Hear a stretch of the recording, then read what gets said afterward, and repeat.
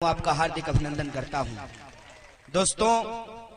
मुझे मालूम है कि आप लोग बहुत देर से इस सभा में शिरकत कर रहे हैं। शाम हो रही है और आपको घर जाना है। और हमसे पहले तमाम राजनीतिक दल के नेताओं ने, कांग्रेस पार्टी के नेता ने, सीपीआई के नेता ने, सीपीआईएम के नेतागण ने, सीपीआईएमएल के नेताओं ने, राष्ट्रीय जनता दल के नेताओं ने अपनी बात रखी है। मैं बिना किसी औपचारिकता का मंच की अध्यक्षता कर रही, सभा की अध्यक्षता कर रहे माननीय अध्यक्ष जी और मंच पे उपस्थित तमाम राजनीतिक दल के नेताओं का और आप तमाम कार्यकर्ताओं का धन्यवाद करता हूं कि आपने मुझे मिथिला की इस महान भूमि पर आने का मौका दिया है। वैसे अलग अलग समय में मैं मिथिला के किसी न किसी इलाके में आता रहा हूं और बेगूसराय भी मिथिला का हिस्सा है, लेकिन आप लोग शुद्ध मैथिल हैं, हम लोग ठेठ मैथिल हैं। ठेठ इसलिए बोल रहे हैं कि हमारी भाषा पे अंगिका का भी प्रभाव है,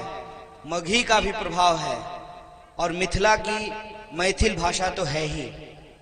कई जगह लोग कहते हैं कि मैथिली बाजू, हम कहते हैं कि हमारी मैथिली सुन करके जो है आपको लगेगा कि इससे अच्छा नहीं ही बोलता तो अच्छा रहता। लेकिन मिथिला से जो हमारा ये जुड़ाव है, उस जुड़ाव के संबंध में एक बात और मैं आपसे कहना चाहता हूं।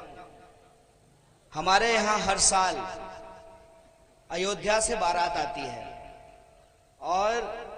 श्री राम जी का विवाह होता है और मिथिला को राज्य बनाने का आंदोलन हो या मैथिल भाषा को 8वीं अनुसूची में जोड़ने का सवाल हो या मिथिला के किसी भी इलाके में, जैसे मैं झंझारपुर में जब था तो बहुत दिनों से झंझारपुर को जिला बनाने की मांग चल रही है। इन तमाम आंदोलनों में बेगूसराय के लोगों की भी शिरकत रहती है, उनकी भागीदारी रहती है, उनका समर्थन रहता है। इस तरह से हम आप तमाम लोगों से जुड़े हुए लोग हैं और मेरी यह व्यक्तिगत समझदारी मुझे यह सिखाती है कि आप किसी भी इलाके में जा करके, चाहे आपके पास कितना ही ज्ञान क्यों ना हो, कितना ही नॉलेज क्यों ना हो, चाहे आप क्यों ना पीएचडी कर लिए हों, लेकिन उस इलाके में जो रहने वाले लोग हैं और मुंह जवानी जो उनको उस इलाके का इतिहास याद है और रोज बरोज जो अपना जीवन वो जीते हैं, सड़क का एक एक गड्ढा आपको पहचानता होगा। जब आप मोटरसाइकिल से जाते होंगे तो गड्ढा बोलता होगा हेलो। मतलब आपकी जो हकीकत है वो आपसे बेहतर कौन जान सकता है। इसलिए मैं किसी भी इलाके में जा करके उस इलाके की समस्याओं के बारे में आपसे बेहतर तो बात नहीं कर सकता हूं। कहते हैं ना कि आप जो रोज झेलते हैं, चाहे वो सड़क की समस्या हो, बिजली की समस्या हो, अस्पताल की समस्या हो